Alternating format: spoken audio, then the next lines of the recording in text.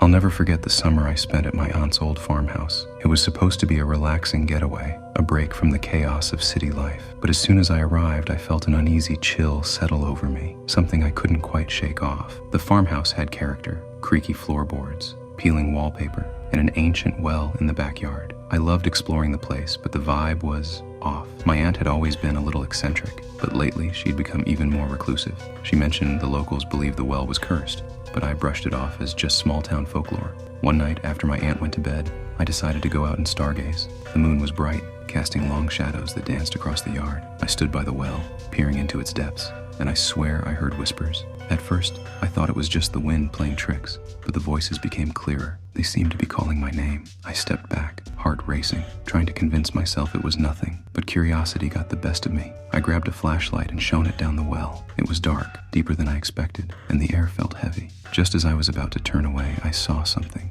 a glint, a flash of movement. My heart dropped as I realized it looked like a hand, reaching up from the darkness. I stumbled back, nearly falling, and rushed inside the house. The next day, I tried to shake off the experience. My aunt was busy with her gardening, so I spent the afternoon exploring the house. In the attic, I found an old trunk filled with dusty clothes and photographs. One picture caught my eye.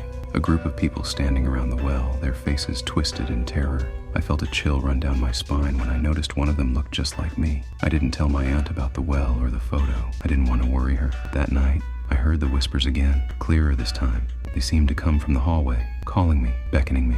I lay in bed, heart pounding, trying to convince myself it was just my imagination. Finally, I couldn't take it anymore. I grabbed my flashlight and tiptoed down the hall. The whispers grew louder, urging me toward the front door. I hesitated, but felt an overwhelming pull to go outside. As I stepped onto the porch, I was hit by a wave of cold air. The moon was bright, and I could see the well clearly, a gaping mouth in the earth. The voices were now frantic, almost angry, demanding I come closer. I stumbled toward the well, unable to fight the pull. The flashlight flickered as I reached the edge, and I peered down again. This time I saw not just a hand, but an entire figure, pale, gaunt, and staring up at me with hollow eyes.